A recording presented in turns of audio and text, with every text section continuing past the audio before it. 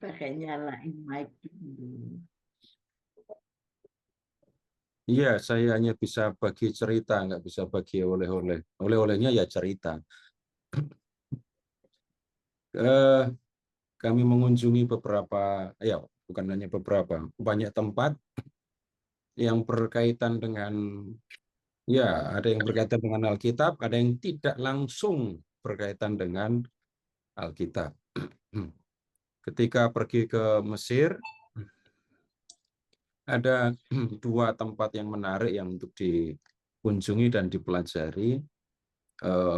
Kalau pergi ke piramid, ya Bapak Ibu melihat keajaiban dunia. Tapi yang penting untuk belajar, untuk studi ini naik ke Gunung Sinai. Saya cari Musa sampai ke atas, nggak ketemu. Nah, kemudian di atas gunung yang diyakini sebagai Gunung Sinai, tempat Tuhan berjumpa dengan Musa dan mengadakan perjanjian itu. Sekarang di atas itu didirikan kapel, ada kapel. Dan kemudian ya ini sebagai tempat untuk mengingat disinilah Tuhan berjumpa dengan Musa dan seterusnya. Dan Bapak Ibu bisa pastikan itu Musa pasti betisnya besar dan kuat sekali. Karena Musa naik, turun, naik lagi, seperti yang kita lihat di kitab Keluaran itu, ini pasti kuat sekali itu kakinya. Dan kemudian begini juga, seandainya tidak ada orang lain yang sedang mengunjungi Gunung Sinai, Bapak Ibu, kita akan bisa merasakan keheningan, ketenangan yang sangat dalam di Sinai itu. Jangan nyari pohon, nggak ada, yang ada cuma batu. Nah, kemudian dalam keheningan itulah Bapak Ibu, Musa berjumpa dengan Tuhan. Nah, soal series ya itu tadi, soal keheningan itu. Jadi kalau kita lihat di sekitar Sinai, yang tinggal sekarang di sekitar situ ya orang-orang Beduin yang ya punya unta lalu mengantar para berziarah untuk naik ke Gunung Sinai. Kemudian tempat kedua yang menarik perhatian saya itu di bawah atau di kaki Gunung Sinai itu ada satu biara. Biara yang sampai sekarang masih dihuni oleh para biarawan ini ortodoks Yunani. Jadi tempatnya di Mesir, tapi yang punya itu ortodoks Yunani. Biara ini bentuknya seperti benteng, didirikan di abad keempat Masehi, abad keempat mendirikannya ya. Sekarang masih berdiri dan masih aktif, maksudnya ada para biarawan pertapa yang tinggal di situ.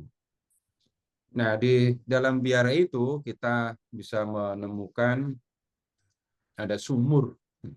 Ini satu-satunya sumber air di sekitar situ ada di dalam biara, itu ada sumur di situ. Tidak selalu kita punya kesempatan untuk masuk, tapi ya beruntung bisa masuk. Bapak Ibu akan bisa menemukan di dalamnya ada kapel, ada gereja ya. Lalu Bapak Ibu bisa membandingkan gereja bangunannya ya, yang dimiliki oleh gereja ortodoks, boleh ortodoks Yunani juga, tapi boleh juga ini gereja Koptik di Mesir. Itu ada struktur yang berbeda dengan gereja Katolik.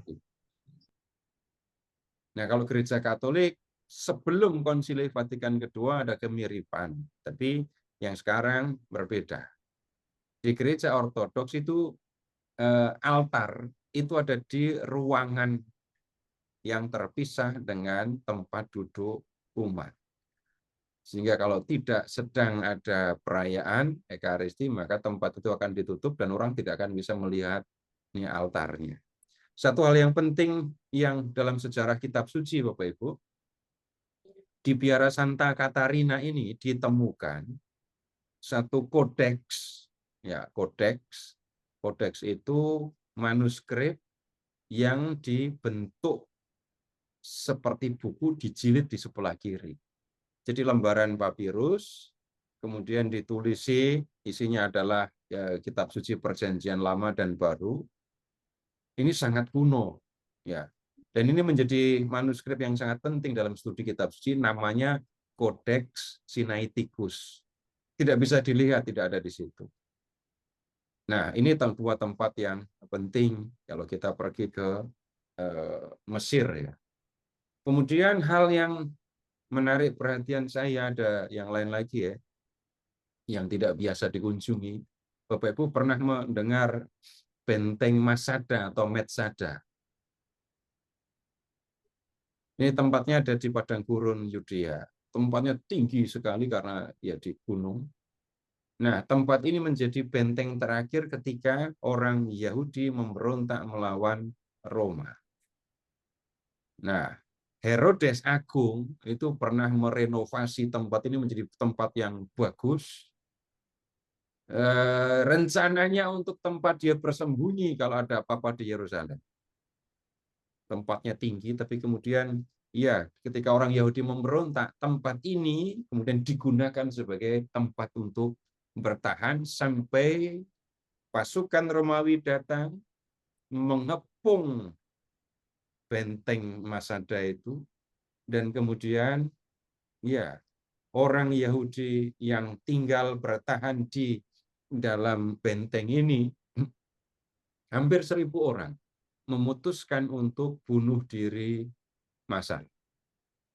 Bunuh diri. Semuanya, bukan semuanya, hampir 1.000 orang mati, kemudian hanya ada 2 orang ibu dan 5 orang anak yang dibiarkan hidup untuk menceritakan apa yang terjadi. Nah, ini menjadi penting Bapak Ibu karena apa? Tuhan Yesus pernah mengatakan itu loh ketika bicara tentang Bait Allah. Bait Allah akan dirobohkan. Dan apa yang dikatakan Tuhan Yesus terjadi tahun 70. Roboh beneran. Orang Yahudi memberontak kepada Roma. Roma datang dan menghancurkan Yerusalem. Para pemberontak Yahudi, para pejuang Yahudi, kemudian lari ke Masada sampai akhirnya mereka bunuh diri. Kemudian satu lagi ada yang disebut sebagai City of David, adanya di kota Yerusalem. Ini adalah tempat yang awalnya dihuni oleh orang Yebus, kemudian direbut oleh Daud. Nah, disinilah Bapak Ibu, awalnya Daud memerintah sebagai raja dan menjadikan kota ini sebagai ibu kota. Kemudian kotanya diperluas ke atas sampai ke ini tempat yang sekarang menjadi Komplek Al-Aqsa, dulunya adalah Bait Allah.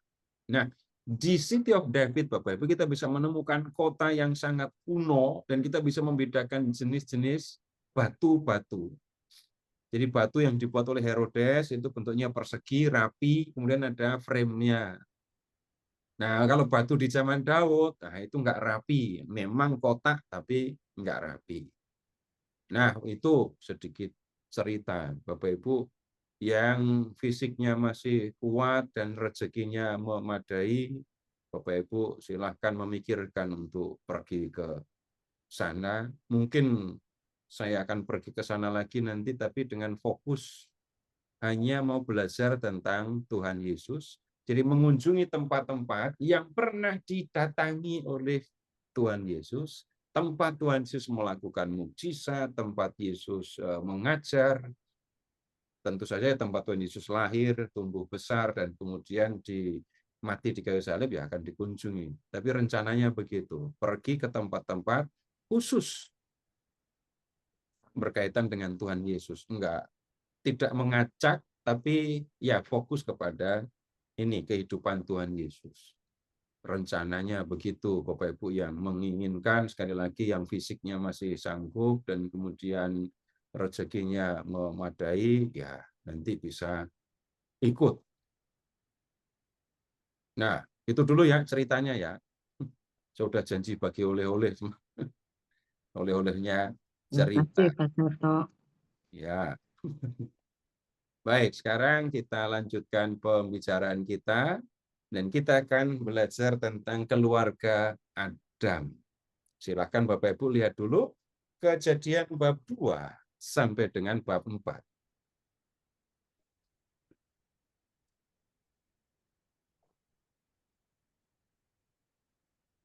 Pertama-tama, saya sampaikan begini. Kalau kita membaca kisah ini, kita akan memperhatikan kalau dari sisi tokoh, kita akan mengatakan ini kisah tentang Adam. Gitu ya. Tetapi kemudian kalau kita memperhatikan isinya, maka kita bisa mengatakan bahwa kisah ini berbicara tentang Allah yang menciptakan manusia dan mengasihi manusia. Itu kalau diringkas isinya itu. Allah yang menciptakan manusia dan mengasihi manusia. Jadi nanti kita tidak terpaku lagi dengan, ini cerita tentang Adam. Iya, ini cerita tentang Adam. Tapi isinya sebenarnya adalah Allah yang menciptakan manusia dan mengasihi manusia. Nah, kita perlu menempatkan kisah ini, Bapak Ibu, dalam rangka perjanjian Yahweh dengan Israel di Gunung Sinai itu. Jangan pernah lupa itu. Di Gunung Sinai, Yahweh mengadakan perjanjian dengan Israel, dan pada waktu itu Yahweh mengangkat Israel menjadi umatnya, dan sejak saat itu juga Yahweh menjadi Allah Israel. Ingat pertanyaannya, siapa Yahweh itu? Kalau membaca Kejadian bab 1, Dia adalah yang menciptakan alam semesta.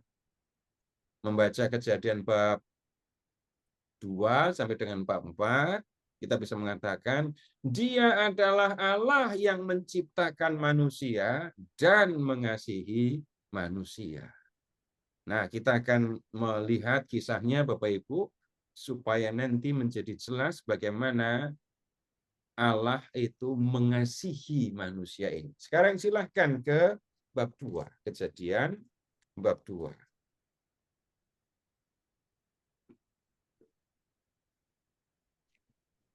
Lihat mulai dari ayat ini 4, tapi kalimat kedua. Bab 4, kalimat kedua. Ketika Tuhan Allah menjadikan bumi dan langit, belum ada sema apapun di bumi, belum timbul tumbuh-tumbuhan apapun di padang, sebab Tuhan Allah belum menurunkan hujan, dan belum ada manusia untuk mengerjakan tanah. Tetapi ada uap air naik ke atas dari bumi dan membasahi seluruh permukaan itu. Kemudian Tuhan Allah membentuk manusia dari debu tanah dan menghembuskan nafas hidup ke dalam hidungnya. Demikianlah manusia itu menjadi makhluk hidup. Nah, yang Bapak Ibu tolong perhatikan itu ayat 7. Tuhan Allah membentuk manusia dan materinya itu adalah debu tanah. Ingat, dalam pengetahuan kuno, Bapak Ibu, kenapa manusia dibuat dari tanah? Mengingatnya, mengapa di dalam Alkitab dikatakan manusia dibuat dari tanah? Memahaminya sederhana saja. Manusia setelah mati membusuk lalu jadi tanah. Oh, kesimpulannya, manusia dibuat dari tanah. Nah, kita pinggirkan dulu Bapak Ibu ya, soal-soal historis, ilmiah, nggak usah dipakai dulu di sini. Nanti bingung malah. Nikmati ceritanya. Kemudian setelah Allah membentuk manusia itu dari tanah, lihat yang dilakukan oleh Allah. Menghembuskan nafas hidup ke dalam hidungnya. Ini kalau ngomongin ilmiah, loh, nafas itu kan urusannya dengan paru-paru. Nggak usah dipikirin dulu yang itu ya. Kemudian sekarang ayat 8. Tuhan Allah membuat taman di Eden di timur. Di sanalah ia menempatkan manusia yang dibentuknya itu. Lalu Tuhan Allah menumbuhkan dari tanah berbagai pohon yang menarik dan baik untuk dimakan buahnya. juga pohon kehidupan di tengah-tengah taman itu, serta pohon pengetahuan tentang yang baik dan yang jahat. Perhatikan taman di Eden. Kemudian di taman itu tumbuh berbagai macam pohon buah-buahan. Ini taman apa kebun kalau begini? Kebun ya. Tapi ya ini Bapak Ibu amati. Biasanya kalau ini ngomongin taman itu isinya bunga. Tapi Bapak Ibu dulu waktu kecil nyanyi lihat kebunku apa enggak? Kebunnya isinya apa? Kalau di lagu itu. Bunga. Bunga, penuh dengan bunga. Kebun isinya bunga. Yang ini taman isinya pepohonan. Ya, tetapi Bapak Ibu ini pemahaman yang luas, pemahaman yang lebih luas ya tentang taman. Tapi silahkan membayangkan sebuah tempat, kemudian isinya tumbuh di situ macam-macam pohon dengan buah-buahnya. Kemudian di tengah-tengah taman itu ada dua pohon. Ada dua pohon. Yang pertama pohon kehidupan, yang kedua pohon pengetahuan tentang yang baik dan yang jahat. Kemudian ada sungai mengalir dari Eden untuk membasahi taman itu. Dari situ, sungai itu terbagi menjadi 4 cabang. Yang pertama bernama Pison. Sungai ini mengelilingi seluruh tanah Hawila di mana ada emas. Emas dari negeri itu bagus. Di sana ada damar bedola dan batu krisopras. Sungai yang kedua bernama Gihon yang mengelilingi seluruh tanah Kus. Yang ketiga bernama Tigris yang mengalir di sebelah timur Asyur. Sungai yang keempat ialah Efrat. Nah, di Taman Eden itu ada sumber air. Lalu dari sumber itu mengalir 4 sungai. Kemudian, jadi indah sekali ini ya, Bapak Ibu, tanah yang luas dengan pepohonan, di situ ada sumber air. Ya, nah, kemudian lihat ke ayat 15. Tuhan Allah mengambil manusia itu dan menempatkannya di Eden untuk mengerjakan dan memelihara taman itu. Lalu Tuhan Allah memberi perintah kepada manusia, firman-Nya, buah dari semua pohon dalam taman ini boleh kau makan dengan bebas. Tetapi buah dari pohon pengetahuan yang baik dan yang jahat jangan kau makan, sebab pada saat engkau memakannya engkau pasti mati. Sekarang begini Bapak Ibu, yang kita perlu perhatikan, Tuhan menciptakan manusia, ya, dan kemudian menyediakan tempat hidup untuk manusia itu. Menyediakan tempat hidup untuk manusia itu. Dan enggak hanya itu, Tuhan menyediakan yang diperlukan untuk hidupnya. Bapak, Ibu, dalam hal ini, Bapak, Ibu bisa mengingat pengalaman sendiri sebagai anak maupun sebagai orang tua. Oke, ngomongin sebagai orang tua saja. Ketika seorang ibu dan seorang ayah itu berpikir akan kelahiran seorang anak, ya, apalagi ibu dan bapak ini ibunya sudah mengandung dan mau melahirkan. Bapak Ibu persiapan apa enggak? Persiapannya apa saja? Ada tempat? Oh, pasti ada tempat. Tempatnya ada persiapan khusus enggak? Tempat untuk seorang bayi. Dalam hitungan yang wajar orang tua akan menyiapkan ini. Kemudian apalagi yang dipersiapkan? Popok bayi, susu. Pakaiannya sudah disiapkan. Nah, Bapak Ibu tidak ada dalam situasi wajar ya. Ibu mau melahirkan dan kemudian ya udah lahir aja anaknya. Setelah itu terserah anaknya mau makan apa, mau hidup bagaimana, nggak begitu kan? Kalau Bapak Ibu menyiapkan semua yang diperlukan untuk bayi yang akan lahir, Itu kan tanda sederhana untuk mengatakan Bapak Ibu mengasihi anak-anak kan. Dan kasih yang paling awal bisa dikatakan begitu. Paling awal yang ditunjukkan oleh orang tua. Sekarang kalau dikatakan Allah membentuk manusia, kemudian membuatnya hidup, lalu yang dilakukan oleh Allah, Allah sudah mempersiapkan tempat untuk hidupnya, taman ini tadi, dan yang diperlukan untuk hidupnya. Ada pohon-pohonan dengan buah-buahan, dan kemudian ada sungai yang memberikan air. Nah, kemudian berikutnya, tapi kok ada peringatan supaya manusia itu tidak makan buah pohon pengetahuan.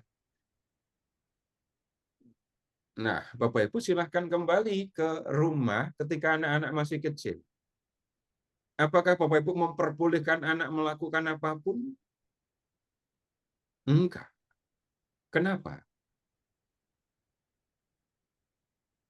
Ada yang tidak pantas untuk dilakukan, ada yang berbahaya untuk anak kalau itu dilakukan. Kalau mau dihitung, Bapak Ibu berapa kali mengingatkan anak untuk tidak melakukan ini dan itu? Bisa menghitung nggak? Oh. Kalau bisa menghitung keterlaluan.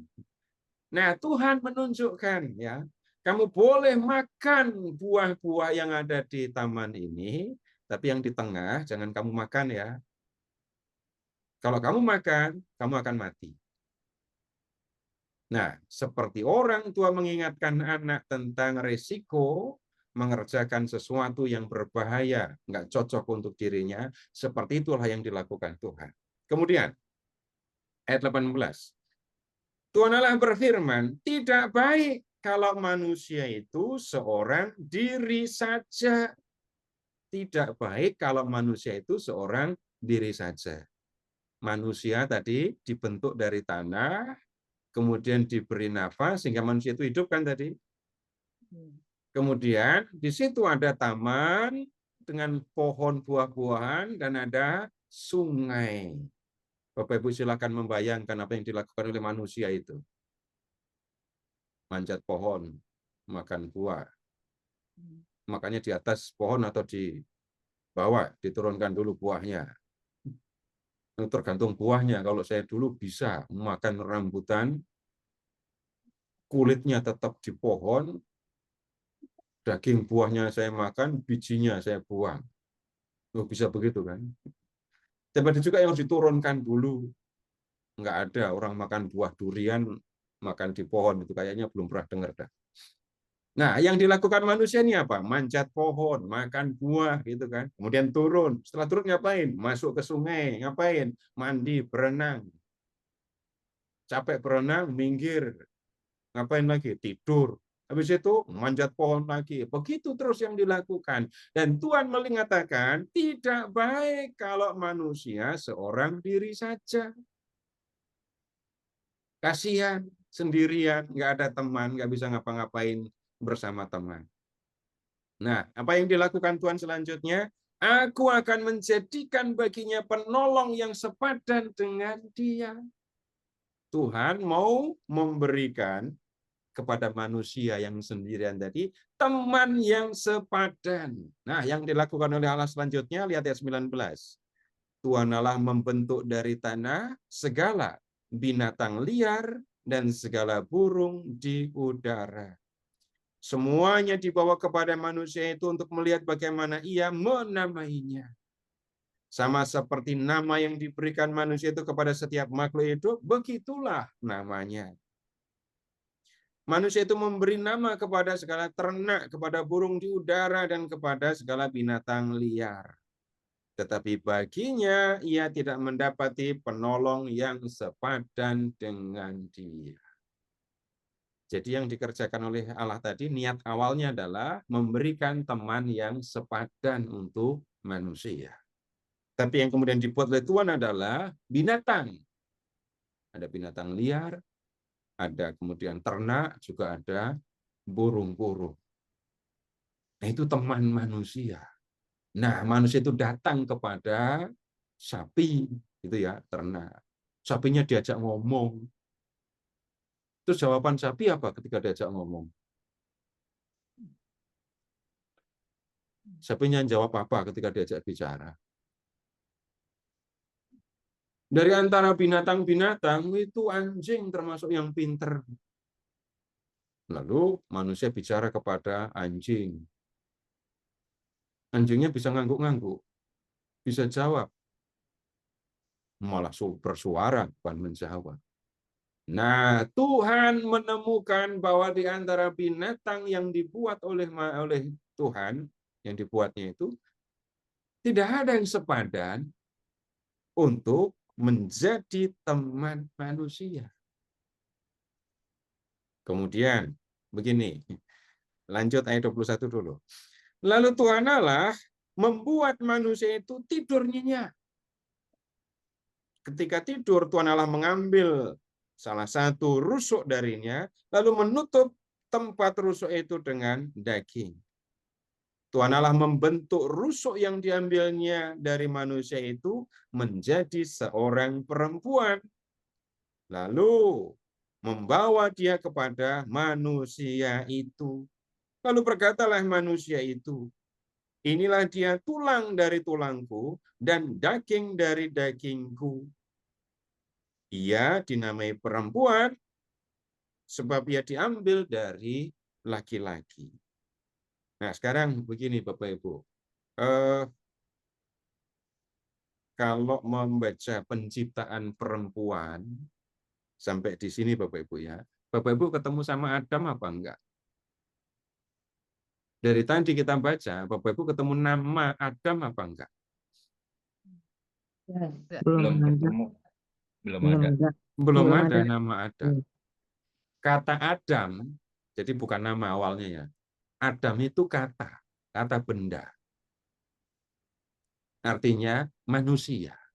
Jadi yang kita temukan dalam bahasa Indonesia manusia, itu dalam bahasa Ibrani itu Adam. Jadi awalnya Adam itu kata, bukan nama. Kemudian Bapak Ibu ingat tadi ya, Tuhan membentuk manusia, membentuk Adam itu dari debu tanah. Dalam bahasa Ibrani, Adamah. Kemudian di sini tadi kita ketemu ayat 23.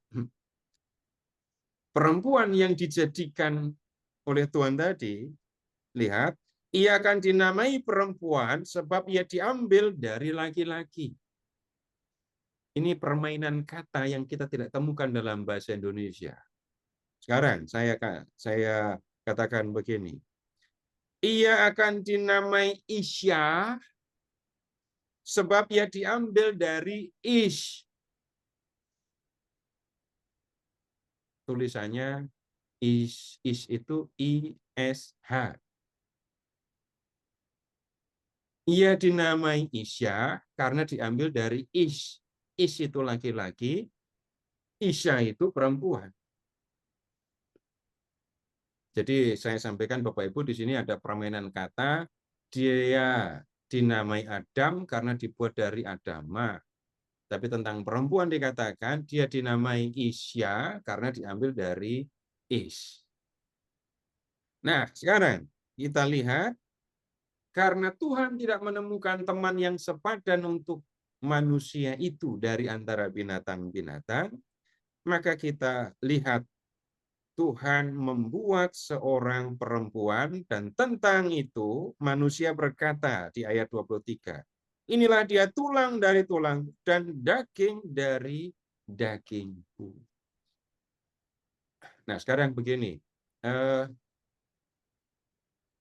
Bapak Ibu, setelah anak Bapak Ibu lahir, kapan Bapak Ibu berhenti memikirkan anak Bapak Ibu?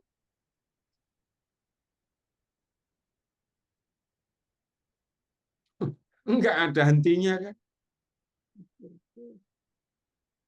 Kemudian silahkan mengingat, ketika anak menghadapi ini, Bapak Ibu berpikir begini. Ketika anak menghadapi situasi ini, Bapak Ibu memikirkan yang lain. Begitu seterusnya kan?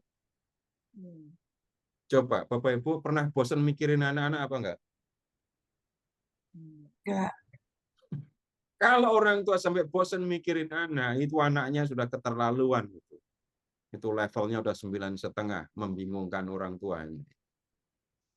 Ketika anak menghadapi ini, dari kecil ya, ketika anak menghadapi ini, ibu, bapak akan memikirkan. Misalnya ketika anak sakit, silakan Bapak Ibu mengingat apa yang Bapak Ibu pikirkan ketika anak sakit. Ketika anak menghadapi soal di sekolah, Bapak Ibu mikirin bagaimana. Nah, sekarang Bapak Ibu perhatikan bagaimana dalam kisah ini tadi, manusia sendirian. Tuhan memikirkan bagaimana supaya manusia senang. Nggak enak, nggak bagus kalau manusia sendirian. Lalu diberikanlah kepada manusia itu teman-teman, dan itu adalah binatang-binatang. Tuhan ngelihat lagi, loh, nggak ada yang sepadan dengan manusia. Maka Tuhan memikirkan lain lagi dan membuat perempuan yang dikatakan menjadi teman yang sepadan untuk manusia itu. Nah, kemudian lihat, ini menjadi dasar Bapak Ibu untuk perkawinan. Lihat ya 24. Sebab itu seorang laki-laki akan meninggalkan ayahnya dan ibunya dan bersatu dengan istrinya sehingga keduanya menjadi satu daging. Mereka keduanya telanjang, manusia itu dan istrinya, tetapi mereka tidak merasa malu. Nah, Bapak Ibu, sekarang Tuhan melihat manusia sudah berdua, dia punya istri, dan kemudian rupanya, tampaknya manusia sudah lebih senang hidupnya. Ya ini lebih senang ini, senang pasti. Kenapa? Ini ya pasangan yang nggak pernah menghadapi resiko konflik. Pasangan yang tidak pernah menghadapi resiko konflik dengan mertua ya ini. Oh iya kan? Tapi bukan itu soalnya. Manusia sudah menemukan teman yang sepadan. Nah, harusnya senang kan manusia?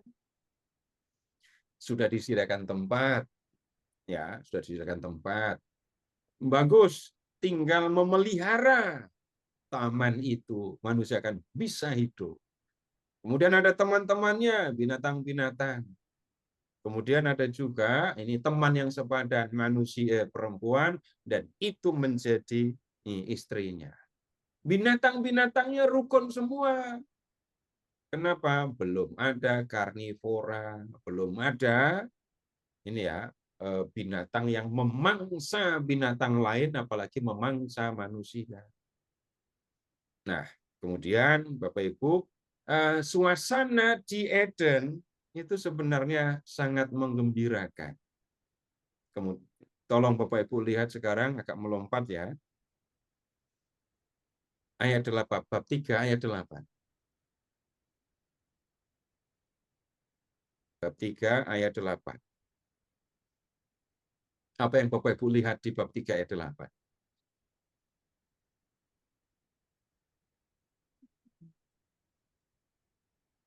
Ketika mendengar suara Tuhan Allah yang berjalan-jalan di taman pada waktu hari sejuk. Tuhan sering jalan-jalan di Eden. Nah, yang kita lihat tempatnya indah, semua tersedia, manusia bergembira, Tuhan sering, Tuhan ada di Eden. Nah, kemudian Bapak Ibu, dari sini kita menemukan ungkapan surga itu juga digambarkan sebagai Firdaus. Tuh, ini kok nggak kelihatan Firdausnya di sini, Bapak Ibu, tolong mengingat Firdaus dalam bahasa Inggris apa? In English. Paradise. Paradise. Itu lebih dekat dengan ungkapan dari bahasa Persia tentang taman. Pardes. Pardes, paradise, itu artinya taman. Bapak Ibu ingat penjahat yang disalibkan bersama dengan Yesus? Hari ini juga engkau akan bersama-sama dengan aku di dalam Firdaus. Jadi hidup bersama dengan Allah itu hidup kekal. Hidup kekal kemudian digambarkan sebagai Firdaus. Kenapa kok begitu? Hidup kekal itu hidup bersama dengan Allah. Lihat yang terjadi di Firdaus atau di Eden. Manusia hidup bersama dengan Allah dan yang ada adalah kebahagiaan. Nah, Bapak Ibu, ini yang kita lihat di bab 2. Lanjut, bab 3 sekarang. Ular adalah yang paling cerdik dari segala binatang liar yang dijadikan oleh Tuhan Allah. Bapak Ibu perhatikan, ular adalah yang paling cerdik. Ini nggak ada iblis di sini ya. Nggak ada setan di sini. Yang mengatakan ular ini adalah iblis, tunggu dulu. Di kitab Kejadian bab 3 kita menemukan ular adalah yang paling cerdik dari antara segala binatang liar yang dijadikan oleh Tuhan Allah. Kemudian lihat ular itu mendatangi perempuan ya. Ular itu berkata kepada perempuan itu, tentulah Allah berfirman, jangan kamu makan buah dari semua pohon di taman ini, bukan? Bapak Ibu perhatikan, omongan ular ini masuk akal apa enggak? Perhatikan baik-baik. Tentu Allah berfirman, jangan kamu makan buah dari semua pohon di taman ini. Bukan? Tuhan bilang gitu kan? Tuhan bilang gitu beneran apa enggak?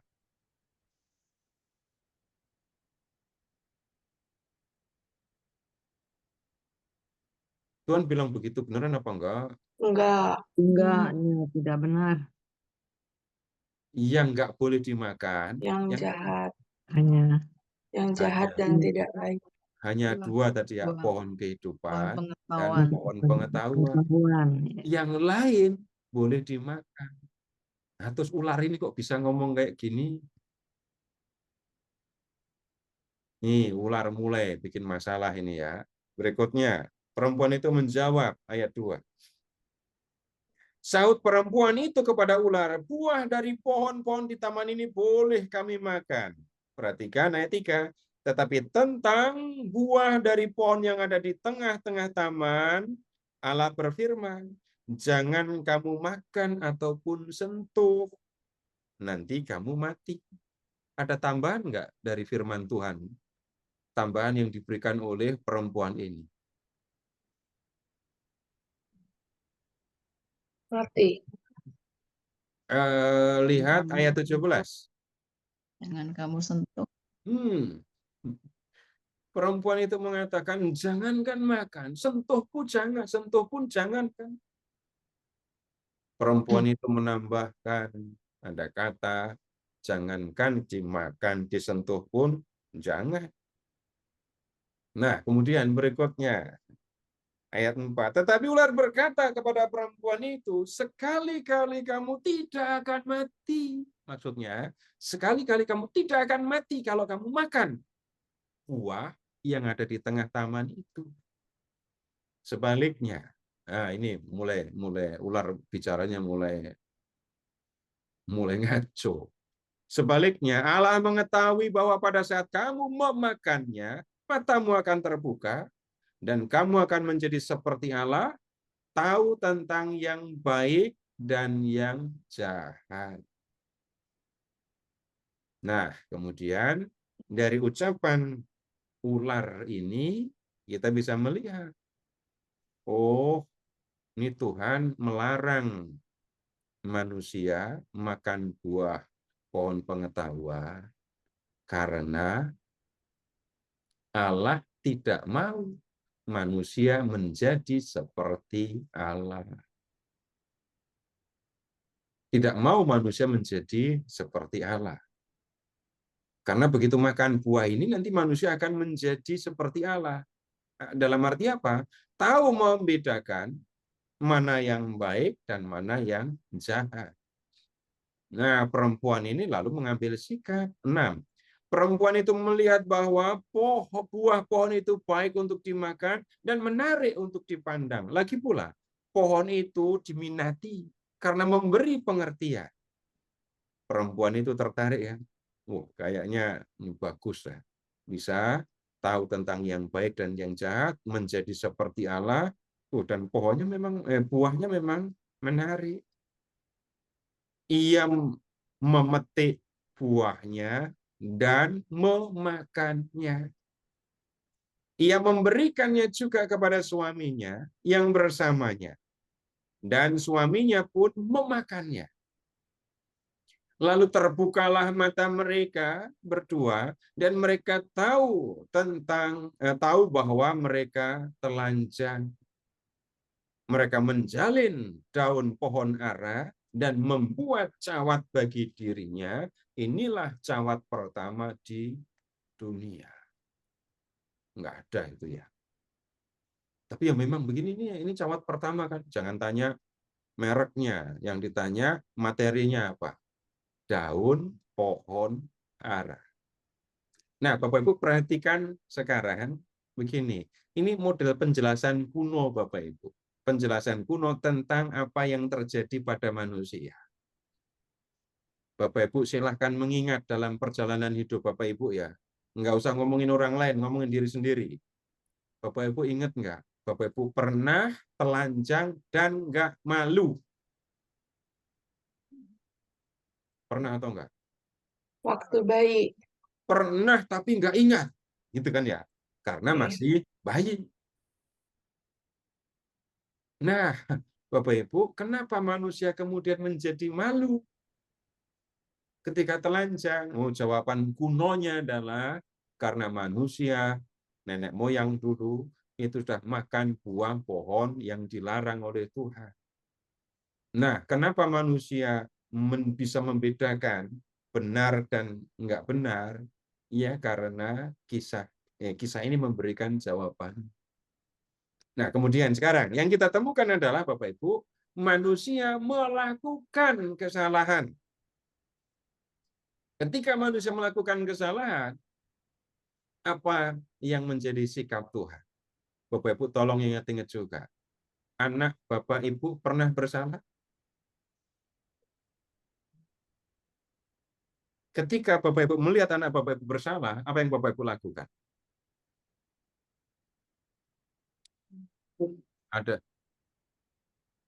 Ada peringatan? Ya, peringatan, Ya. pemberitahuan. Ada pemberitahuan, peringatan. Kemudian, Bapak Ibu menunjukkan konsekuensi dari kesalahan apa enggak? Ya, Kalau melakukan kesalahan, kamu harus tanggung konsekuensi.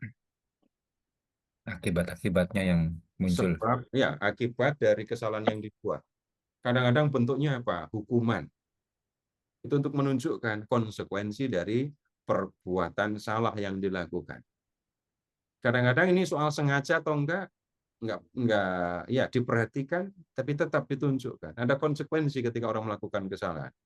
Bapak Ibu, kalau Bapak Ibu menunjukkan konsekuensi, Bapak Ibu memberikan hukuman kepada anak, kemudian memberikan peringatan kepada anak, memberitahukan kalau kamu bersalah, itu Bapak Ibu sudah benci kepada anak-anak atau tetap mengasihi anak-anak? Nah, sekarang kita lihat bagaimana Allah yang menciptakan manusia, mengasihi manusia, berhadapan dengan manusia yang berdosa. Nah, sekarang, lihat ayat 8. Ketika mereka mendengar suara Tuhan Allah yang berjalan-jalan di taman pada waktu hari sejuk, manusia itu dan istrinya menyembunyikan dirinya dari hadapan Tuhan Allah di antara pepohonan di taman. Orang merasa bersalah. Manusia ini merasa bersalah lalu menyembunyikan diri. Kalau Bapak Ibu kembali ke masa kanak-kanak, masa anak-anak dulu, Bapak Ibu setelah melakukan kesalahan, Bapak Ibu bisa tetap gagah, nyantai, mau di hadapan orang tua, di hadapan guru. Pernah nggak melakukan kesalahan lalu takut pulang? Ya. Ini anak-anak baik-baik semua, nggak pernah melakukan kesalahan. Ada anak yang melakukan kesalahan, dan ketika melakukan kesalahan nggak berani pulang. Nah, itu teman saya pasti itu. Lalu pulangnya sampai malam, malah tambah nggak berani pulang. Nah, kemudian ini manusia sudah melakukan kesalahan ketika mendengar Tuhan datang, mereka sembunyi. Sembunyi di antara pepohonan. Nah, kemudian sekarang lihat ke ayat 9. Tuhan Allah memanggil manusia itu dan berkata, "Di manakah engkau?" Ia menjawab, "Ketika aku mendengar suaramu di taman, aku menjadi takut karena aku telanjang, maka aku bersembunyi." Firman-Nya, "Siapakah yang memberitahumu bahwa engkau telanjang? Apakah engkau makan buah dari pohon yang kularang untuk dimakan?" Bapak Ibu, ini Tuhan bicara kepada manusia. Kalau kemudian kita gunakan nama, ini Adam, ya. Firman-Nya, "Siapakah yang memberitahumu bahwa engkau telanjang?" Mu dan engkau-nya itu manusia, laki-laki alias Adam itu ya. Nah, kemudian sekarang begini, Bapak Ibu mundur dulu ke ayat 6. Perempuan itu mengambil buah pohon pengetahuan, terus memberikannya kepada suaminya. Tunggu. Yang mendengar peringatan supaya tidak makan buah pohon pengetahuan dan pohon kehidupan, itu kan Adam, bukan Hawa. Yang digoda, yang diajak bicara oleh ular, bukan Adam, tapi perempuan. Dan kemudian ketika perempuan itu mengambil putusan untuk memetik, memakan, itu keputusan sendiri tanpa bicara dengan Adam, tanpa bicara dengan suaminya. Ketika perempuan itu memberikannya kepada suaminya, Bapak Ibu tidak disebutkan bahwa suaminya protes, komplain. Yang kita lihat, suaminya itu ikut makan. Harusnya, kalau ngomong harusnya, wajarnya. Apa yang akan dilakukan oleh Adam? Hitungan wajar. Negur. Kenapa? Melarang. Negur. Menegur. Terus kemudian, ya, marah. Memarahi kan? Udah diingatkan untuk tidak makan, kok kamu diem-diem, ngambil terus makan. Tapi kemudian yang terjadi, Adam pun ikut makan. Nah, yang ditegur, yang diajak bicara pertama oleh Tuhan, lihat lagi ke ayat 9 ya. Manusia. Manusia yang diajak bicara. Ayat 11, "Siapa yang memberitahumu?" Manusia laki-laki Adam, "bahwa engkau telanjang, apakah engkau makan dari buah pohon yang kularang untuk dimakan?" Perhatikan Bapak Ibu jawaban manusia itu. Jawab manusia itu, "Perempuan yang kau berikan di sisiku, dialah yang memberi buah dari pohon itu kepadaku, maka dan aku makan." Jadi yang salah siapa menurut Adam? Tuhan. Hawa dong. Sekaligus dua kan? Perempuan itu yang memberikannya kepadaku, tapi perempuan itu ada di sisiku karena siapa? Tuhan yang memberi. Perempuan yang kau berikan di sisiku. Itu yang memberikannya kepadaku, maka kemudian aku makan. Salahin Tuhan. Nah, menyalahkan Tuhan. Iya.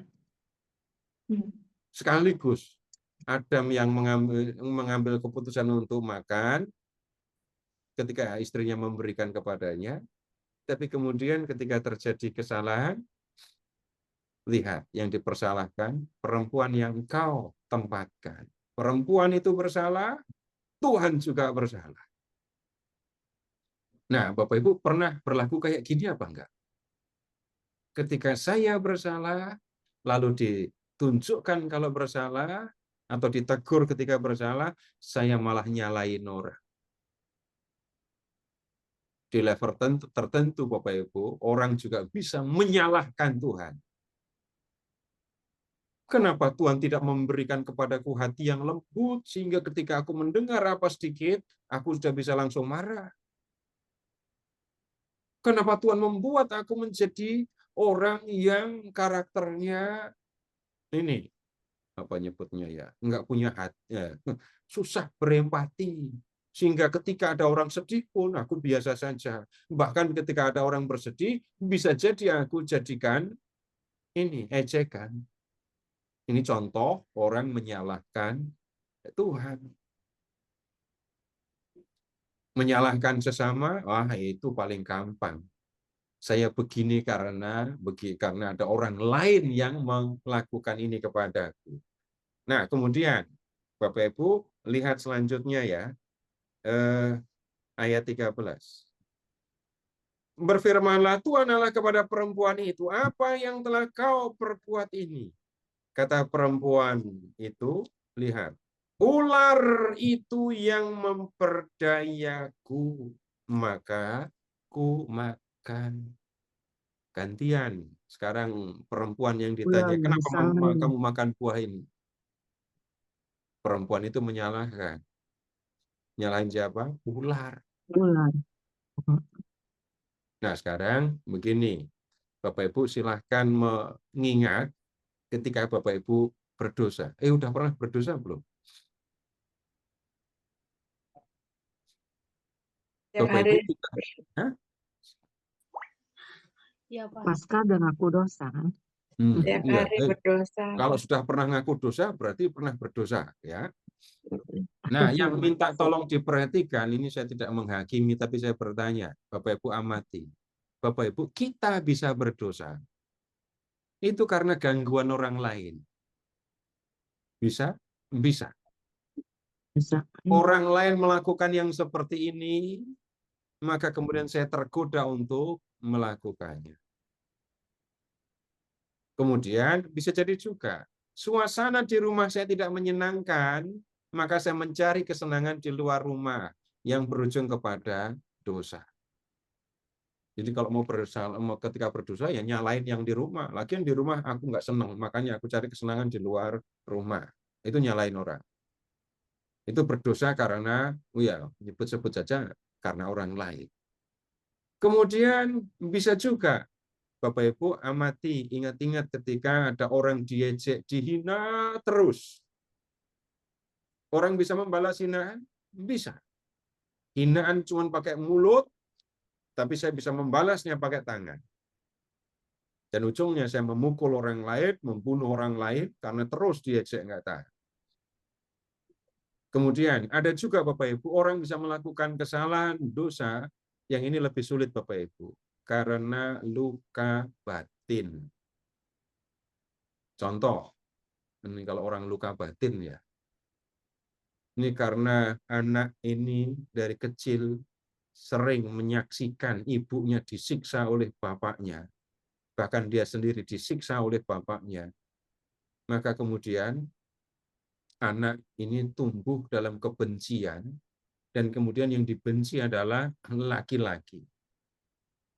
Dan yang kemudian terjadi, ini contoh kasus ya, bukan semua mengalami, enggak. Lalu orang ini karena lukanya yang terus-menerus, kemudian setelah dia dewasa, dia benci kepada semua laki-laki. Tidak bisa hormat, tidak bisa berteman, tidak bisa menghargai laki-laki. Yang ada adalah marah. Dikiranya semua laki-laki kayak bapaknya. Bayangkan orang seperti ini, Bapak Ibu, kemudian berkeluarga. Bisa kebayang suasana di dalam rumah. Dia melakukan banyak kesalahan, bukan karena dia pingin, tapi karena luka batinnya. Ini yang paling sulit sebenarnya, bukan yang paling, ini yang lebih sulit. Tapi kita bicara tentang dosa karena godaan, karena daya tarik dari luar. Bapak Ibu amati, keputusan untuk berdosa, itu keputusan saya atau keputusan orang lain? sendiri. sendiri. Jadi bisa jadi orang lain mengajak, menggoda. Saya yang ambil putusan mau berdosa apa enggak. Betul. Berikutnya lagi, ketika ada orang melakukan dosa, melakukan kesalahan, Tuhan akan meminta pertanggungan jawab. Dan pertanggungan jawab itu dari yang berdosa, bukan dari yang lain. Yang lain punya urusan sendiri, tapi ketika saya mengambil putusan untuk berdosa, maka saya harus bertanggung jawab kepada Tuhan. Nah, kemudian sekarang begini, kita lihat tentang ular ya, sebentar. Ayat 14. Ular nggak ditanya ini. Lalu Tuhan Allah berfirman kepada ular itu, karena engkau telah melakukan hal itu, terkutuklah engkau di antara segala ternak dan di antara segala binatang liar. Dengan perutmu engkau akan berjalan, dan debu tanah akan kau makan seumur hidupmu. Aku akan mengadakan permusuhan antara engkau dengan perempuan ini, antara keturunanmu dengan keturunannya. Keturunannya akan meremukkan kepalamu, dan kau akan meremukkan tumitnya. Ini hukuman untuk ular. Ular harus berjalan dengan perut, dan kemudian makan debu tanah, Kan dan debu. terus akan ada permusuhan antara anak dari perempuan ini, keturunan perempuan ini dengan ular. Bapak Ibu silahkan mengingatnya begini. Bapak Ibu waktu kecil pernah main-main dengan ular apa enggak? Enggak pernah. Takut. Enggak pernah, belum pernah. Saya enggak main-main dengan ular. Saya cari ular, ya, lalu dikuliti, goreng. Nah, itu pernah saya kerjakan dulu waktu kecil malah. Tapi normalnya, dan situasi normal ya, wajarnya manusia nggak rukun dengan ular. Nggak rukun dengan ular. Apalagi ngomong di Timur Tengah, di Gurun. Ularnya adalah ular berbisa. Antara ular dengan manusia nggak rukun. Ada permusuhan antara manusia dengan ular. Terus-menerus terjadi sampai sekarang. Nah, kemudian lihat ke ayat 16. Firman-Nya kepada perempuan itu, aku akan melipat gandakan susah payahmu waktu hamil. Dengan kesakitan kau akan melahirkan anak. Hasratmu tertuju kepada suamimu, tetapi ia akan berkuasa atasmu. Ini konsekuensi untuk perempuan itu karena sudah berdosa. 17. Lalu firman-Nya kepada Adam, karena engkau mendengarkan perkataan istrimu dan makan buah dari pohon yang telah kuperintahkan kepadamu, jangan makan darinya, maka terkutuklah tanah karena engkau. Dengan susah payah engkau akan mencari makan dari tanah itu seumur hidupmu. Semak duri dan rumput duri akan ditumbuhkannya bagimu, dan tanaman ladang akan menjadi makananmu. Dengan cucuran keringat engkau akan mencari makan, sampai engkau kembali menjadi tanah, karena dari situlah engkau diambil. Sebab engkau debu dan akan kembali menjadi debu. Nah, ini konsekuensi untuk manusia laki-laki, karena dia yang mendengar perintah Allah, tapi lebih mendengarkan istrinya, padahal istrinya salah. Dan konsekuensinya Bapak Ibu perhatikan, dengan cucuran keringat engkau akan mencari makan sampai engkau kembali menjadi tanah. Nah, sekarang Bapak Ibu, kembali Bapak Ibu, ini ya ilustrasi ketika orang tua melihat anaknya bersalah. Nah, orang tua yang mengasihi anak akan memberitahu, mengingatkan, bahkan juga menunjukkan konsekuensi dari kesalahan yang sudah dilakukan. Nah, kemudian berikutnya. Nah, baru di sini Bapak Ibu ketemu nama ya. Manusia itu memberi nama Hawa kepada istrinya sebab ia menjadi ibu semua yang hidup. Nah, itu nama Hawa ada di situ pertama kali. Tapi sekarang begini.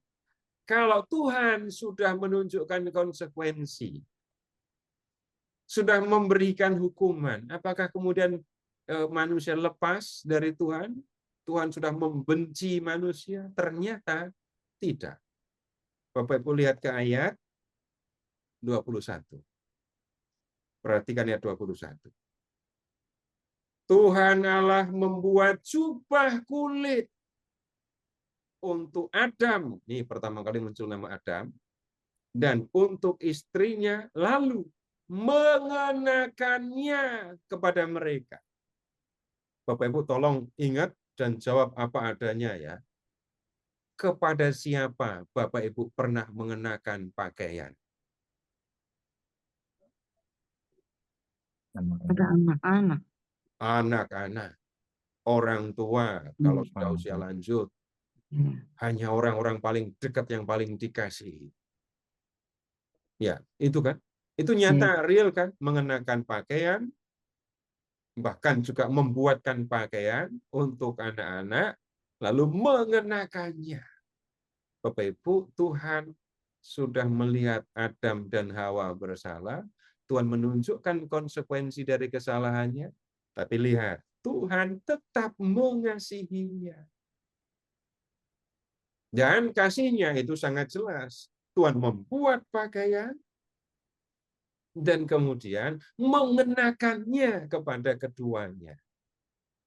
Berikutnya lagi, sekarang begini, saya bertanya kepada Bapak Ibu, ini tanya jawabnya tunggu bab ini selesai dulu ya. Satu hal yang merupakan wujud kasih yang dilakukan orang tua kepada anak. Tolong Bapak Ibu mengingat, apakah Bapak Ibu pernah mengasihi anak dengan menghindarkan anak dari hal-hal yang membahayakan dirinya.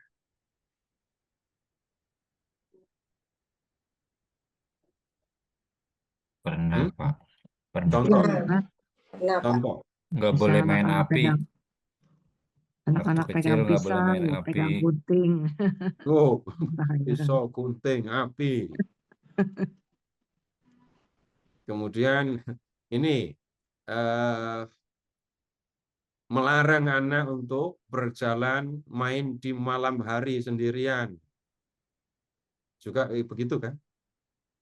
Melarang anak untuk tidak melewati jalan tertentu yang dikenal banyak orang yang nggak benarnya. Nah, sekarang begini. Bapak Ibu, tolong lihat lagi ke ayat 19 ya. Dengan cucuran keringat engkau akan mencari makan sampai engkau kembali menjadi tanah. Terus di ayat 17, cari kalimat. Dengan susah payah engkau mencari makan seumur hidupmu. Ya, sekarang lihat ke ayat 22. Berfirmanlah Tuhan Allah, sesungguhnya manusia itu telah menjadi seperti salah satu dari kita. Tahu tentang yang baik dan yang jahat. Nah ini, sekarang jangan sampai ia mengulurkan tangannya dan mengambil pula buah dari pohon kehidupan itu. Memakannya dan hidup untuk selama-lamanya. Di ayat 17 sampai dengan 19, manusia sudah berdosa dan kemudian harus tanggung konsekuensi. Penderitaan. Gitu kan? Kalau sampai manusia ini makan satu buah lagi, buah pohon kehidupan, resikonya adalah manusia tidak akan mati. Tapi menderita, mencari makan seumur hidup dan nggak mati-mati. Gimana? Itu akan membuat manusia sangat menderita. Menderita selamanya. Karena itu Tuhan lihat, memikirkan juga. Jangan sampai manusia itu makan buah pohon kehidupan. Ayat 23. Lalu Tuhan Allah mengusirnya dari Taman Eden supaya ia mengerjakan tanah dari mana ia diambil. Ia menghalau manusia itu di sebelah timur Taman Eden dan menempatkan kerub-kerub dengan pedang yang bernyala-nyala dan menyambar-nyambar untuk menjaga jalan ke pohon kehidupan. Jelas tujuannya supaya manusia tidak mendekati pohon kehidupan lalu memakannya. Kalau sampai memakannya, maka manusia akan menderita tanpa akhir. Nah, Bapak Ibu, saya mengajak Bapak Ibu untuk melihat kisah ini sebagai kisah tentang Allah yang mengasihi, yang menciptakan dan mengasihi manusia. Nah, sekarang Bapak Ibu, sebelum pertanyaan, apakah penjelasan yang saya sampaikan bisa dipahami? Silakan Pak Ferry. Bisa. Ya. Silakan Bapak Ibu jika masih ada yang belum jelas atas penjelasan di bagian pertama tadi, dari mulai ada Ibu Herlina Iriani. Silakan Ibu. Ya, terima kasih Pak Ferry. Pak Seto, saya mau bertanya mengenai dari bab 2 ayat 7, kan Tuhan Allah membentuk manusia dari debu tanah dan mengembuskan napas hidup ke dalam hidungnya. Lalu di dalam kisah penciptaan bab 1 ayat 26, berfirmanlah Allah, baiklah kita menjadikan manusia menurut gambar dan rupa kita, supaya ia berkuasa atas ikan-ikan di laut dan burung-burung di udara dan seterusnya. Apakah berarti di sini memang ada dua versi kisah penciptaan manusia? Nah, itu yang sekali lagi saya mengajak Bapak Ibu membaca dengan cara yang agak berbeda. Kalau Bapak Ibu membacanya sebagai apa menyebutnya ya kisah historis, Bapak Ibu akan menemukan, iya ini dua penciptaan. Oh ini dua versi penciptaan. Tapi saya mengajak Bapak Ibu untuk membacanya dengan cara berbeda. Maksudnya, membaca Kejadian bab 1, baca secara menyeluruh, dan Bapak Ibu akan menemukan Allah yang menciptakan alam semesta dan menyelenggarakan kehidupan di alam semesta ini. Nah, kemudian ketika membaca bab 2 dan bab 3, bab 2 saja dulu, kita melihat seperti ya kita sedang membaca tentang satu hal yang berbeda. Allah yang menciptakan manusia itu mengasihi manusia. Nah, saya sengaja mengajak Bapak Ibu untuk membaca dengan cara seperti ini. Bagi saya, apa yang saya sampaikan kepada Bapak Ibu, ini masih sesuatu yang baru. Maksudnya, saya baru menyadari ketika saya kemudian menyampaikannya kepada Bapak Ibu dalam dalam pengantar kitab suci waktu itu. Jadi kita membacanya dengan cara seperti ini. Nah, kemudian begini, itu yang harus saya sampaikan di awal. Kemudian berikutnya ini soal yang lebih teknis ya, soal yang lebih teknis. Ketika kita membaca Kejadian bab 1, lalu kita menemukan Allah, Tuhan Allah, setelah menciptakan, membuat ruang-ruang besar, mengisi ruang-ruang itu. Ruang terakhir yang diisi itu adalah daratan. Daratan diisi dengan binatang dan dengan manusia. Nah, saya juga bisa mengatakannya begini. Hal yang seperti ini, Bapak Ibu, dijelaskan di bab 2. Bagaimana Tuhan mengisi daratan dengan binatang dan manusia. Penjelasannya bisa begitu. Tapi bisa terjadi, bisa juga, ya yang seperti Ibu sudah sampaikan tadi, dua kisah penciptaan. Ya, yang masing-masing mau menyampaikan dua hal yang berbeda. Nah, saya tetap akan kembali Kejadian bab 1. Wah, ini mau menyampaikan apa? Allah yang menciptakan manusia, alam semesta dan manusia itu adalah Allah yang Maha Kuasa dan bijaksana. Kemudian membaca Kejadian bab 2, Allah yang menciptakan manusia itu adalah Allah yang mengasihinya sekalipun manusia itu berdosa. Begitu, Bu. Yang lain, Bapak Ibu, kalau nggak ngerti omongan saya yang sekarang ini, nggak usah ambil pusing. Tapi yang menjadi penting adalah Bapak Ibu menemukan, melihat Kejadian bab 2, bab 3, bab 4, itu adalah kisah tentang Allah yang menciptakan dan mengasihi manusia. Maka saya tanya dulu, paham belum yang saya sampaikan itu? Ya, begitu Bu Erlina. Ya, terima kasih Pak. Baik Bapak Ibu, dipersilakan jika masih ada yang ingin menyampaikan sesuatu atau pertanyaan atau mungkin penjelasan lebih lanjut dari Pak Seto.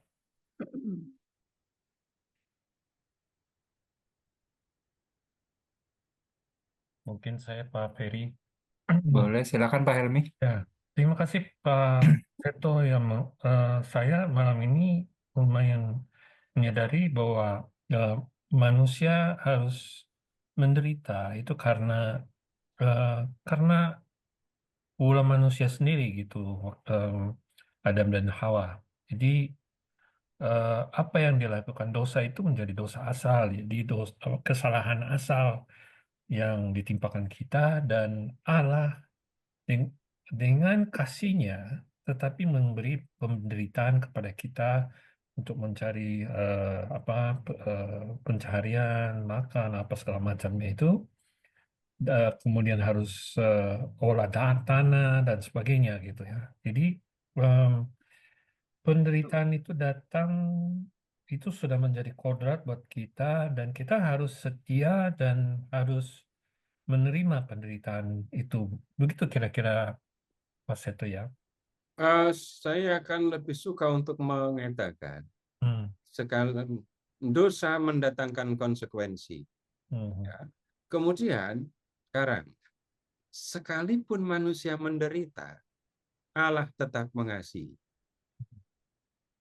Jadi tekanannya bukan pada penderitaannya, Hmm. tetapi kepada Allah yang mengasihi. Hmm. Dan kemudian Bapak Ibu bisa lihat langsung kok, periksa sendiri. Bapak Ibu pernah ditolong oleh Tuhan? Pernah Tiap hari. ditolong Tuhan atau belum? Sering lah, Pak. Kalau Sering. sering ditolong oleh Tuhan, berarti Ibu sering menderita. Iya. Ya kalau nggak pernah menderita, hidupnya senang terus, Bapak Ibu nggak akan menikmati, merasakan indahnya pertolongan Tuhan. Tuh. Ya, ya. Ini bukan, oh ya kalau begitu kita menderita saja. Nggak usah nyari penderitaan. Nggak usah. Penderitaan yang mencari kita. Dan sayangnya, dia selalu menemukan kita, itu masalahnya itu. Tapi sekalipun saya mengalami penderitaan, Tuhan tetap mengasihi. Nah kemudian, ya Tuhan yang mengasihi manusia, nanti akan kita ketemukan, yang nyatanya sudah saya tanyakan ini ya, justru jauh lebih berasa ketika manusia mengalami penderitaan. Jadi sekali lagi Bapak Ibu, saya menaruh perhatian kepada ini Allah yang mengasihi ini tadi. Ini Bapak Ibu juga perhatikan berkaitan dengan dosa. Kalau Bapak Ibu itu orang yang nggak pernah berdosa, Bapak Ibu nggak akan perlu pengampunan dari Tuhan. Ingat nyanyian pujian Paskah. Justru karena manusia berdosa, penebus datang. Kalau manusia tidak berdosa, tidak perlu ada penebus. Karena itu jangan menyingkirkan Tuhan Yesus dalam kehidupan. Kok bisa orang Katolik menyingkirkan Tuhan Yesus? Iya, bisa. Ketika dia mengatakan, saya berbuat baik supaya saya masuk surga. Manusia berdosa itu loh, perbuatan baiknya seberapa, kok bisa mengatakan itu cukup untuk masuk ke surga. Justru karena manusia berdosa, lihat, Bapa mengutus Yesus untuk menebus. Dan itu kita rayakan Bapak Ibu. Kenapa? Tiap malam Paskah di Exultet pasti itu dinyanyikan. Memang Bapak Ibu pernah ikut perayaan Vigili Paskah tanpa Exultet? Enggak ada lah, itu unsur utama, unsur penting dalam nyanyian puji dalam perayaan Paskah. Begitu, Pak. Ya, Pak terima Seto, kasih Pak Pak Seto. Seto, Pak Pak Seto, Ferry. Mana Ya. dulu itu? Benar ini. Seto, Wah, crowded nih, lalu lintas. Seto, Ada sebentar.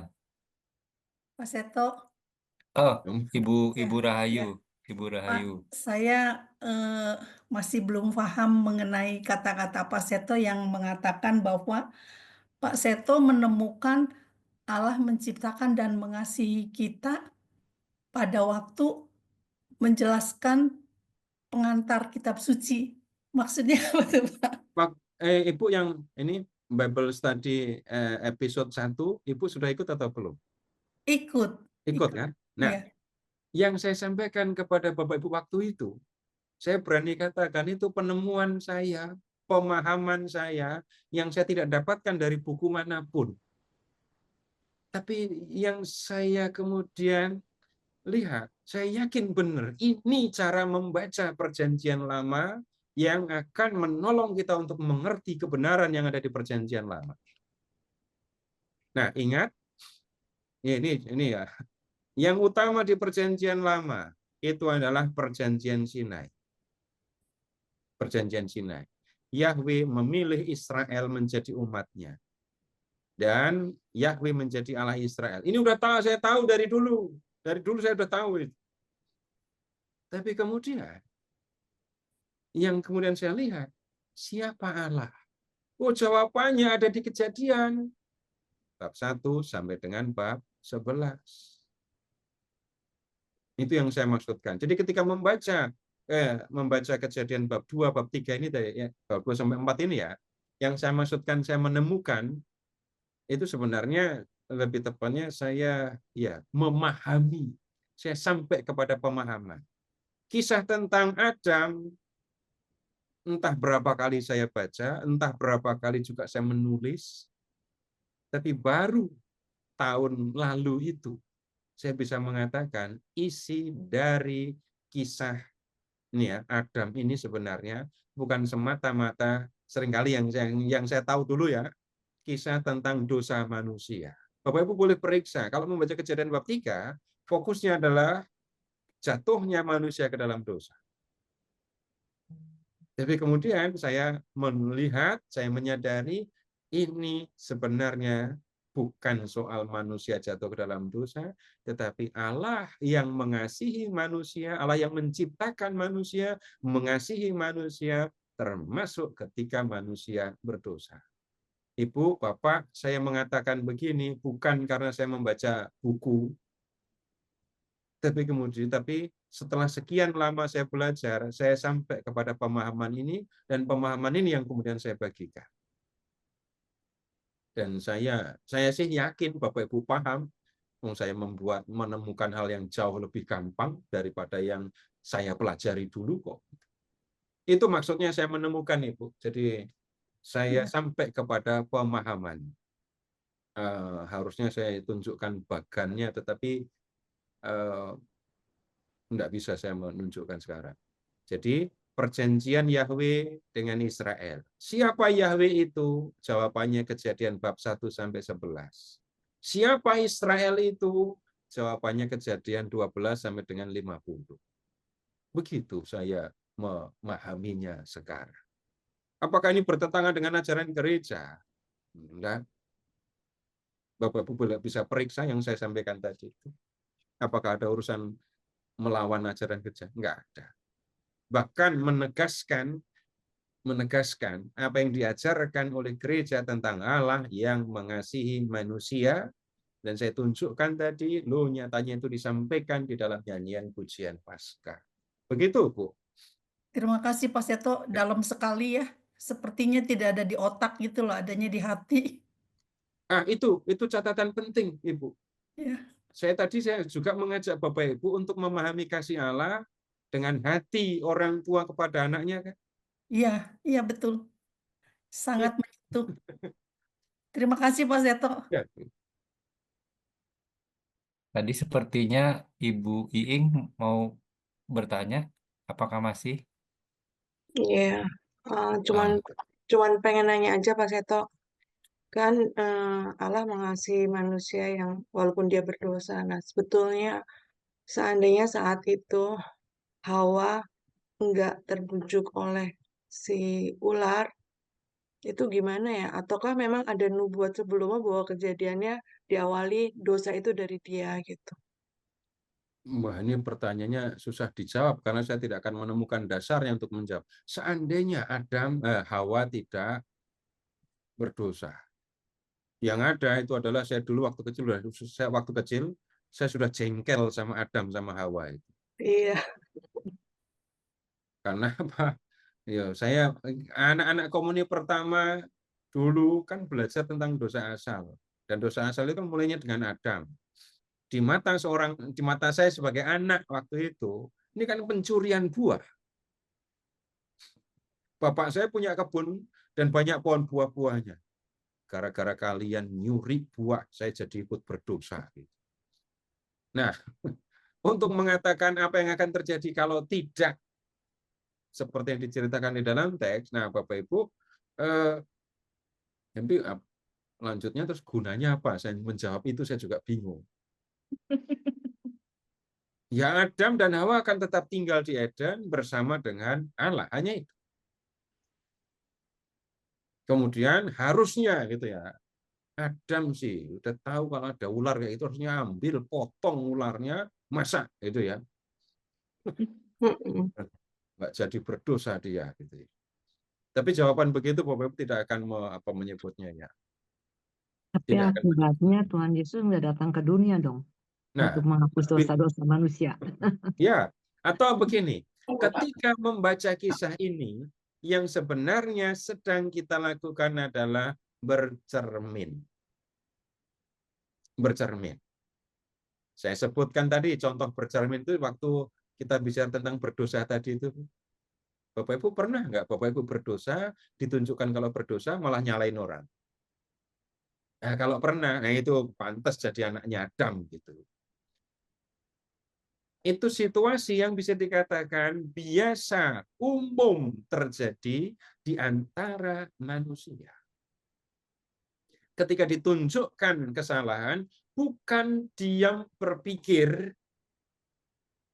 tentang kesalahan, tapi yang muncul adalah spontan, aku tidak bersalah, sambil nyalain orang.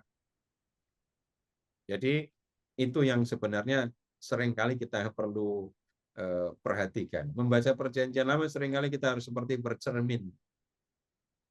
Nah, kemudian ternyata Bapak Ibu yang saya sampaikan kepada Bapak Ibu tadi ya, kita juga bisa bercermin tentang bagaimana mengasihi seperti Allah mengasihi manusia. Jadi begitu Bu, saya tidak banyak menjawab tentang seandainya tadi ya. Oke, Pak, thank you. Welcome, mari. Pak Seto, bisa mohon tanya Pak Seto? Tunggu. Pak Ya. Suprito, Pak Seto. Oh ya, silakan. Ya, Pak Seto, itu kalau dari kisah tadi itu, apakah bisa dikatakan kalau akibat dari dosa tadi itu yang makan buah pengetahuan yang baik dan yang jahat itu yang menjadikan sekarang manusia itu memiliki yang biasa disebut memiliki akal budi dan kehendak bebas ya, saya tahu. Jadi apakah ini merupakan seperti semacam blessing in disguise karena berdosa itu sehingga manusia itu memiliki akal budi dan kehendak bebas sehingga bisa mengetahui yang baik dan jahat. Karena pada waktu di Kejadian 1 itu kan penciptaan manusia diberi kuasa untuk menaklukkan bumi dan menguasai bumi pada saat penciptaan itu. Dan Allah juga memberkati. Jadi sebenarnya dari awal sebenarnya manusia sebenarnya sudah diciptakan diberi kuasa untuk menaklukkan bumi. Nah, kemudian dengan adanya melanggar perintah untuk makan buah pengetahuan yang baik dan jahat itu, manusia menjadi tahu segalanya, manusia memiliki akal budi dan kehendak bebas. Nah, kalau di bab 3:22 itu manusia itu menjadi seperti salah satu dari kita yang tahu tentang yang baik dan yang jahat. Nah, apakah sebenarnya juga dalam pelanggaran dosa ini terus manusia menjadi seperti sekarang, Pak Seto? Bapak waktu SD pernah dipukul bapak atau ibu guru nggak, Pak? Kalau SD nggak pernah, Pak. Kalau SMP yang pernah. SMP, Iya. SD nggak pernah, SMP Iya. pernah. Dan kemudian apakah Bapak menikmati pukulan itu dan terus melakukan kesalahan yang sama supaya dipukul? Enggak, pastinya. Enggak. Sehingga apakah kita juga harus mengatakan, justru karena saya melakukan kesalahan, sekarang saya tahu mana yang benar. Dan saya tidak akan melakukan yang salah, akan terus memilih yang benar. Ada paralel kan, Pak? Manusia melakukan kesalahan. Dan setelah melakukan kesalahan, manusia tadi tahu mana yang benar dan mana yang salah. Mana yang mendatangkan penderitaan, mana yang tidak. Dan kemudian harapannya adalah sesudah itu, saya tahu membedakan mana yang benar, mana yang salah, dan saya akan memilih yang benar. Nah, itu yang harus dikerjakan selanjutnya. Jadi kita tidak mengevaluasi Adam dan Hawa, tapi kita berpikir tentang diri kita sekarang dengan segala kemampuan yang kita terima dari Tuhan.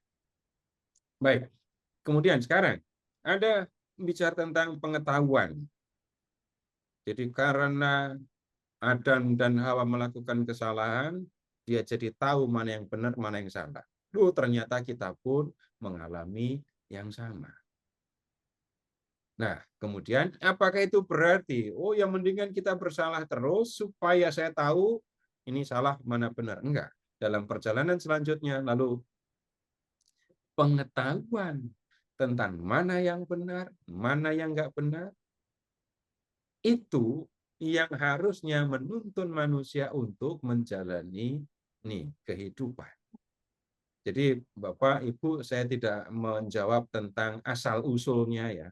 Tapi tetap masih sama. Saya mengajak Bapak Ibu untuk bercermin, melihat apa yang terjadi di dalam kehidupan kita dengan memperhatikan kisah di kitab Kejadian. Begitu, Pak. Terima kasih, Pak Seto. Ya, mana? Oke, saya Nah, kira sekarang dilanjut. Masih dibuka satu pertanyaan atau mau lagi, Pak. dilanjut? Sebentar ya. Satu lagi. Satu lagi, oke, satu lagi dengan Dulu ya, Pak ya. silakan. Pak Seto, tolong diulang, Pak, yang tadi Pak bilang kejadian ini sampai ini itu menceritakan tentang ini kejadian itu tadi sebentar Pak kan Ya. bilang itu.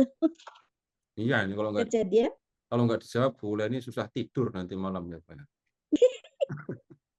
Jadi yang harus diingat, Keluaran ya 19 ya, mulai 19 dan seterusnya ya. Yahweh mengadakan perjanjian dengan Israel. Siapa Yahweh?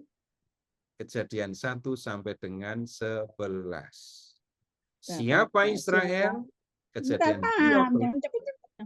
Kejadian siapa Yahweh itu kejadian 1 sampai 11. 11. Ya, terus Siapa Israel? Kejadian 12 sampai dengan 50. Itu kalau Ibu buka catatan yang lalu ada itu. Ya. Daripada nggak ketahuan ya atau Iya, tanya. tapi nggak apa-apa. Prinsip ketika kita belajar itu kan mengulang. Iya, Pak. Ya, Makasih, Pak. Makasih. Apakah ada yang bisa belajar sekali dengar langsung ingat? Luar biasa kalau bisa itu. Tapi tambah tuanya ini loh, Pak. Nggak bisa Alasan. Ya. Udah, makasih Pak. Makasih. Ya. Makasih Pak Ferry. Ya, boleh nih. Silakan Pak Seto dilanjut. Baik, lanjut ya. Nah, ini lebih jelas lagi sekarang. Bab 4. Lebih jelas bercerminnya sekarang. Bab 4. Manusia itu bersetubuh dengan Hawa istrinya. Perempuan itu mengandung lalu melahirkan Kain. Dan ia berkata, aku telah mendapat seorang anak laki-laki dengan pertolongan Tuhan. Kemudian ia melahirkan Habel, adik Kain. Habel menjadi gembala kambing domba, sedangkan Kain menjadi petani. Beberapa waktu kemudian, Kain mempersembahkan sebagian dari hasil tanah itu kepada Tuhan sebagai kurban persembahan. Habel juga mempersembahkan sebagian dari anak sulung kambing dombanya dengan lemak-lemaknya. Tuhan mengindahkan Habel dan kurban persembahan itu. Tetapi Kain dan kurban persembahannya tidak diindahkannya. Lalu hati Kain menjadi sangat panas dan wajahnya muram. Adam dan Hawa sudah meninggalkan Eden, tinggal di sebelah timur Eden, lalu mengerjakan tanah. Nah, kemudian mereka berdua punya 2 orang anak laki-laki dengan minat yang berbeda. Anak pertama senang berkebun gitu ya. Anak yang kedua itu senang beternak. Lalu mereka berdua mempersembahkan persembahan kepada Tuhan. Nah, Bapak Ibu, yang satu diterima, yang lain ditolak. Kalau Bapak Ibu membaca teks yang ada di sini tadi, yang barusan kita lihat, Bapak Ibu bisa nggak menemukan alasan mengapa korban Habel diterima, korban Kain tidak diterima? Ketemu nggak jawabannya di dalam teks? Enggak. Enggak, Pak. Enggak. Enggak ketemu. Enggak Kayaknya. ketemu. Nah, Sedikit ya kenapa ada, kok? tapi ini sudah subjektif. Perhatikan kata anak sulung kambing domba. Tapi ya, itu kecil sekali, sedikit sekali. Kalau mau memakai bahasa yang sederhana, kenapa Tuhan menerima yang satu dan tidak menerima yang lain? Jawabannya ya suka-suka Tuhan lah gitu ya. Tuhan menerima yang satu dan tidak menerima yang lain. Nah, sekarang begini, apakah Bapak Ibu kita semua ini sama? Bapak Ibu bisa bayangkan kalau semua orang jadi dokter atau semua orang melakukan pekerjaan profesi yang sama, pasti akan kerepotan. Manusia bisa ya memiliki pekerjaan profesi yang berbeda-beda, tapi yang kemudian bisa terjadi adalah saling menerima atau muncul rasa iri. Kain tidak bisa menerima ketika Tuhan mengindahkan korban Habel. Tapi kalau mau kayak ini sih, Bapak Ibu lebih senang singkong bakar atau sate kambing. Tapi jangan bayangkan umur sekarang, ya udah saya singkong aja daripada kolesterol saya naik gitu. Hal yang seperti itu bisa muncul. Ini Tuhan kayaknya senang daging, nggak senang sayuran. Jawaban-jawaban seperti itu Bapak Ibu bisa muncul. Tapi tidak terlalu memberikan penjelasan. Pada prinsipnya yang kita temukan apa? Tuhan menerima yang satu dan tidak menerima yang lain. Sama-sama Bapak dan Ibu berniat mempersembahkan anak untuk jadi imam. Ada yang anaknya terus sampai menjadi imam, bahkan setia sampai mati, ada. Ada yang putus di tengah jalan, ada. Putusnya bukan karena memutuskan untuk meninggalkan, tapi entah alasan apa, anak ini nggak bisa lanjut. Terus ada yang protes kepada Tuhan ketika terjadi situasi seperti itu, ada. Sama-sama mempersembahkan, satu diterima, yang lain nggak diterima. Nah, yang menjadi penting, Bapak Ibu lihat sekarang ayat 5 kalimat kedua. Lalu hati Kain menjadi sangat panas dan wajahnya muram. Terus, Bapak Ibu, apa yang sedang terjadi di dalam diri Kain ketika hatinya panas dan wajahnya muram? Ini gejala iri hati kan? Ini gejala orang iri hati itu. Hati panas, mukanya muram. Atau di antara Bapak Ibu ada yang merasa lebih cakep ketika sedang iri hati? Enggak mungkin. Itu orang kalau sudah ngiri hati itu hatinya kan panas gitu ya. Itu kalau sampai dekat-dekat sama pohon pisangnya dipeluk bisa kering karena panasnya hati. Kalau iri hati masih tersimpan di dalam hati, nggak keluar di wajah, mungkin orang nggak akan tahu. Nah, sekarang Tuhan tahu. Ayat 6. Firman Tuhan kepada Kain, mengapa hatimu panas dan wajahmu muram? Bukankah wajahmu akan berseri-seri jika engkau berbuat baik? Jadi yang disampaikan oleh Tuhan, kalau korbanmu tidak diterima, ya sudah, nggak usah kamu menjadi panas. Nanti bisa jadi kamu persembahkan lagi. Yang menjadi masalah ketika hati menjadi panas, muka menjadi muram, dan itu tanda, ya, dia tidak berbuat baik, tidak ingin berbuat baik. Namun, jika engkau tidak berbuat baik, dosa sudah mengintai di depan pintu. Hasratnya tertuju kepadamu, tetapi engkau harus berkuasa atasnya. Kalimatnya, Bapak Ibu, ulang lagi. Ayat 7. Bukankah wajahmu akan berseri-seri jika engkau berbuat baik? Namun, jika engkau tidak berbuat baik, dosa sudah mengintai di depan pintu. Hasrat dari dosa itu tertuju kepada.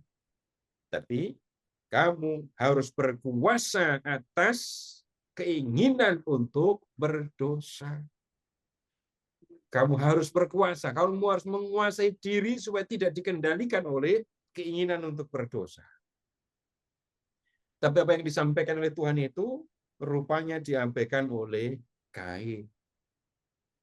Bapak Ibu, sekarang Bapak Ibu bisa membaca pikiran Kain. Sekarang ayat 8. Kata Kain kepada Habel adiknya, mari kita pergi ke padang. Ketika mereka ada di padang, tiba-tiba Kain menyerang Habel adiknya dan membunuhnya.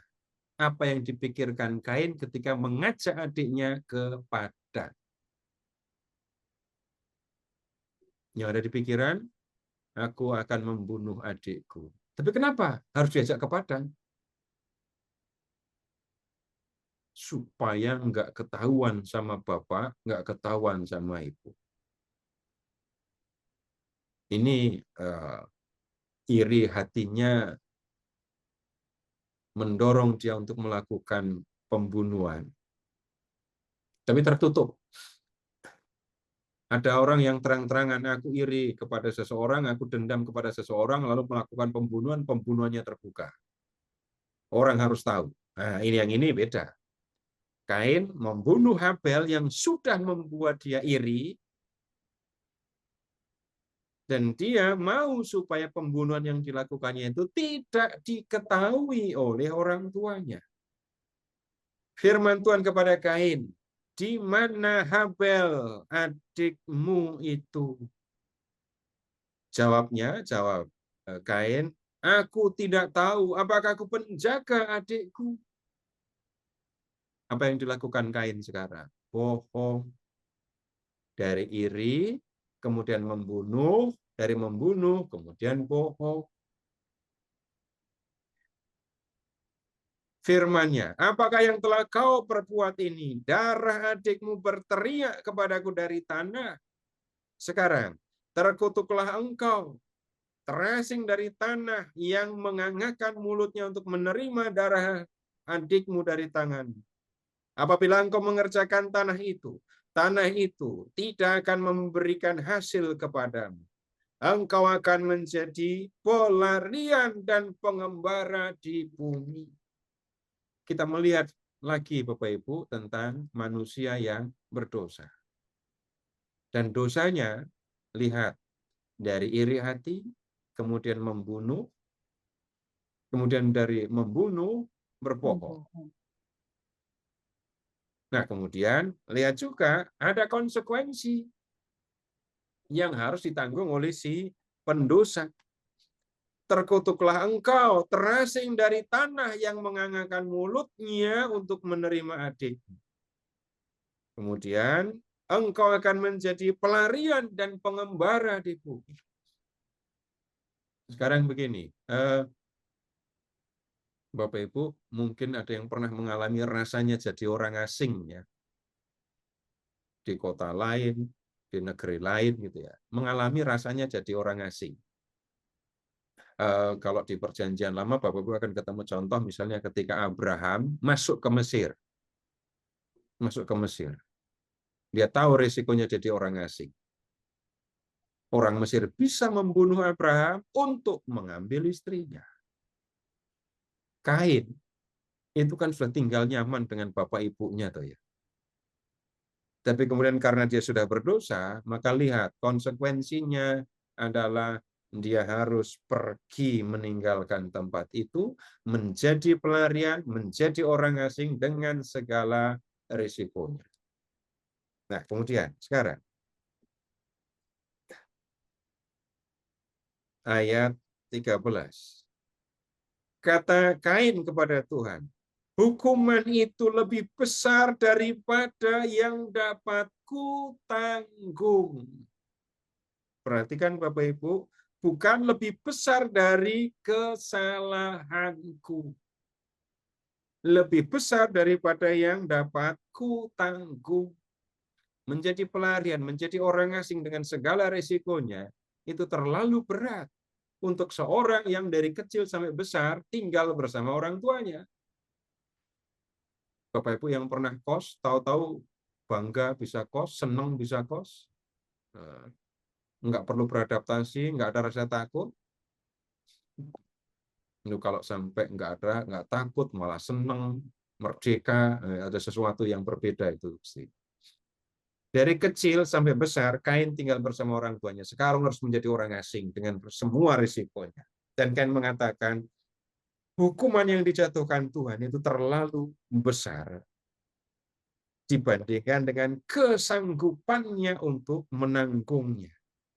Sekarang engkau menghalau aku dari tanah ini, dan aku akan tersembunyi dari hadapanmu, serta menjadi pelarian dan pengembara di bumi. Siapa saja yang bertemu dengan aku, tentulah akan membunuh aku. Ternyata yang ditakutkan Kain ada satu lagi, bukan jauh dari orang tua, jauh dari hadapan Tuhan. Dari ungkapan yang diucapkan oleh Kain, jelas kan ya, Adam dan Hawa meninggalkan Eden, tapi lihat, ternyata mereka dan keluarganya, jadi Adam dan Hawa dan anak-anaknya, tetap disertai oleh Tuhan. Yang ditakutkan Kain, lihat, aku akan tersembunyi dari hadapanmu, jauh dari hadapan Tuhan. Itu sesuatu yang tidak mengenakkan untuk Kain. Nah, kemudian risiko paling tinggi sebagai pelarian, sebagai pengembara adalah dibunuh. Dan Kain khawatir sekali dengan itu. Firman Tuhan kepadanya, sekali-kali tidak.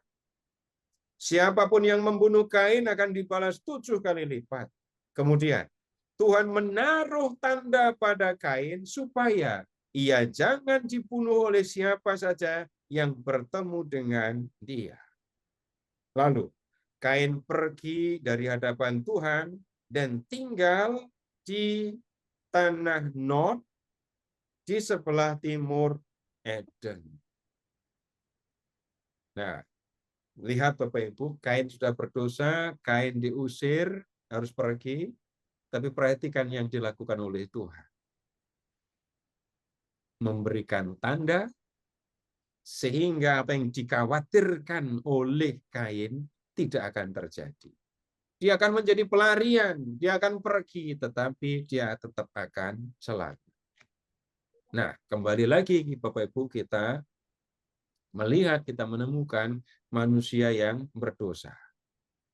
Ya, kali ini dosanya itu lebih terang, lebih jelas ya, dosa iri hati.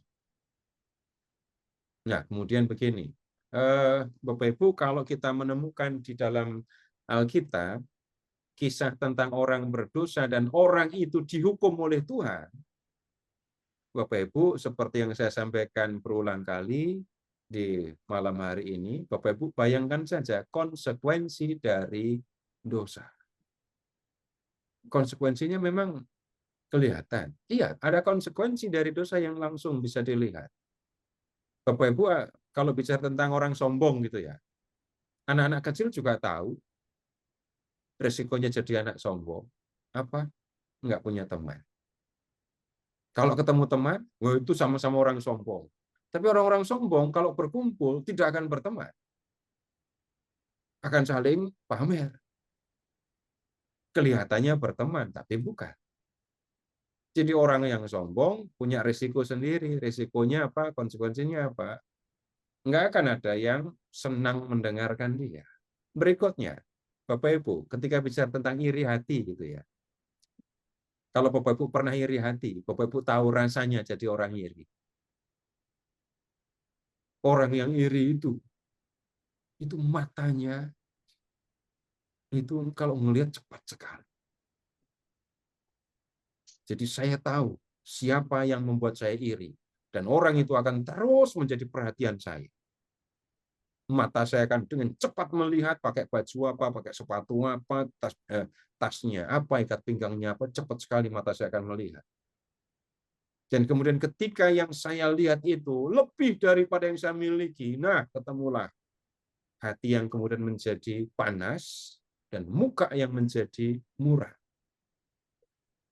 Dan itu akan melelahkan. Orang yang iri itu Bapak Ibu capek. Nah, kalau dalam hal ini mungkin Bapak Ibu lebih gampang melihat orang yang iri kepada Bapak Ibu.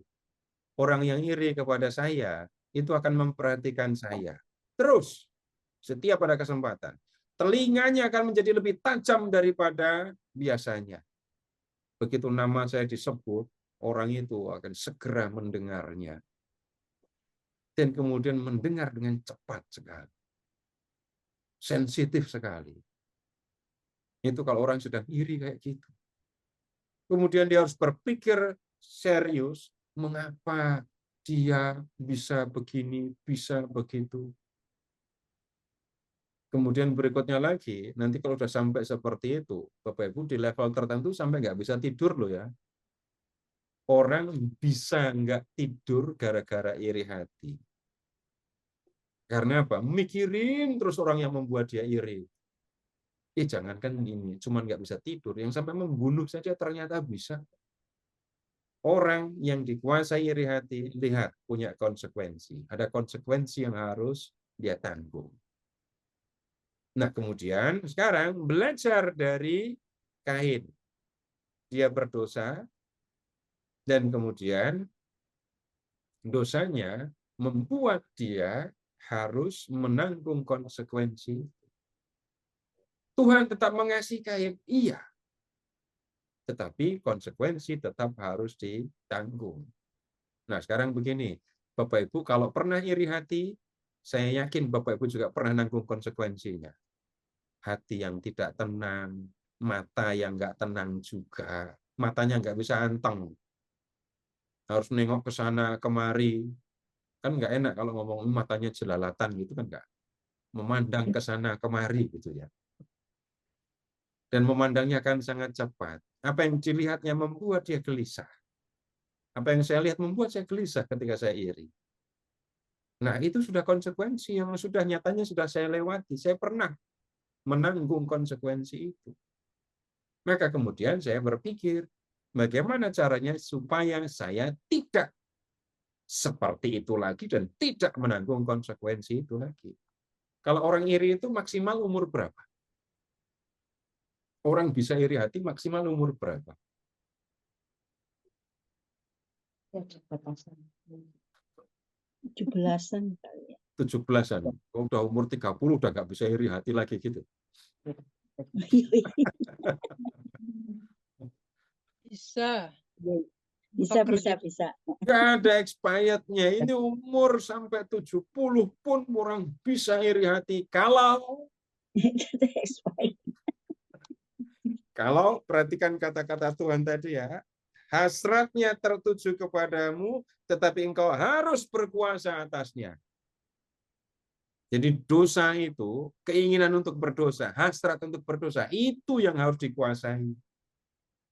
Ada caranya? Ada. Bisa dikerjakan? Bisa.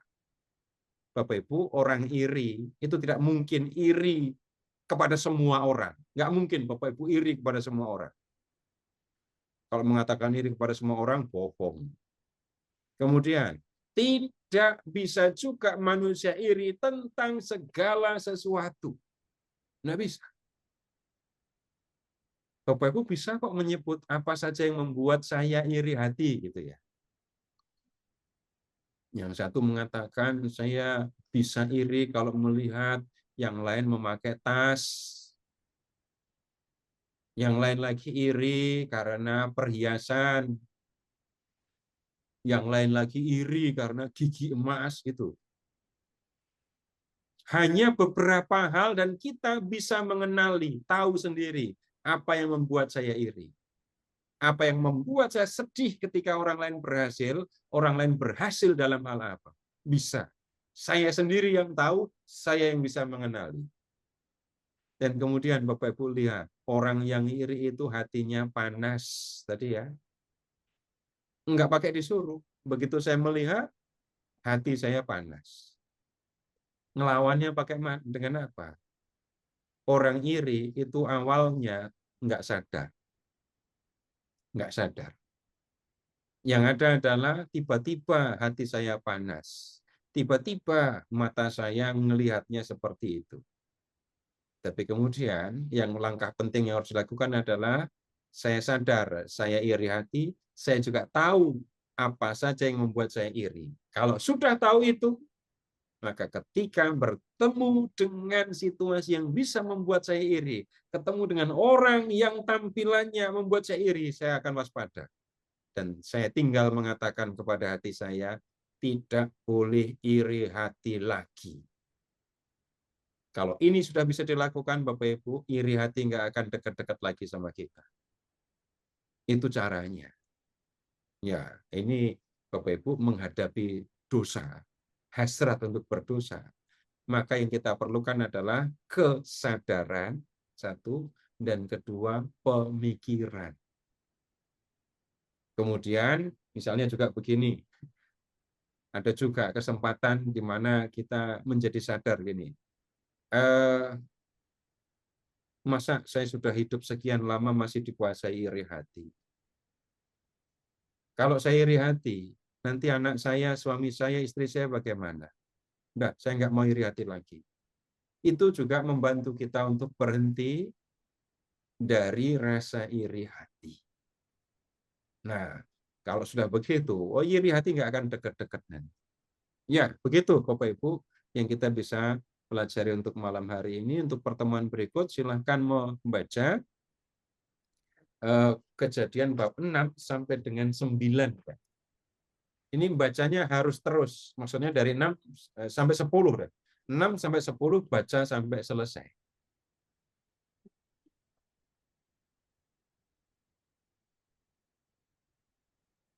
Baik, begitu dulu Bapak Ibu untuk malam hari ini, dan mari kita akhiri dengan berdoa. Dalam nama Bapa dan Putra dan Roh Kudus. Amin. Terpujilah Engkau, ya Bapa, yang telah menciptakan kami dan mengasihi kami dan menghendaki kami berbahagia dalam kehidupan yang abadi bersama denganmu. Bapa, kami bersyukur malam hari ini ketika kami telah memandang Engkau yang mengasihi manusia. Kami bersyukur karena kami telah memahami bahwa Engkau menciptakan kami dan menghendaki kebahagiaan kami karena Engkau memang mengasihi kami. Sekalipun kami telah berdosa, Engkau tetap mengasihi kami dan menyediakan hidup kekal untuk kami. Kami mohon kepadamu Bapa, bantulah kami, agar kehidupan yang Engkau karuniakan selama di dunia ini dapat kami gunakan sungguh-sungguh untuk mengasihi Engkau, untuk mengasihi sesama kami. Tolonglah kami dan berilah kami kekuatan untuk bisa mengendalikan diri kami, untuk menguasai hasrat untuk berdosa. Tolonglah kami agar kami memiliki kemauan dan kekuatan untuk melawan kecenderungan kepada dosa, agar kami dapat hidup bersama denganmu dalam kebahagiaan seumur hidup kami, bahkan sampai kami menghadap Engkau dalam kemuliaan yang abadi. Ampunilah dosa-dosa kami ya Bapa, bersihkanlah pikiran dan hati kami, dan sucikanlah jiwa kami, agar kami senantiasa hidup bersama dengan hati, dengan batin yang suci. Kemuliaan kepada Bapa dan Putra dan Roh Kudus, seperti pada permulaan, sekarang, selalu, dan sepanjang segala abad. Amin. Dalam nama Bapa dan Putra dan Roh Kudus. Amin.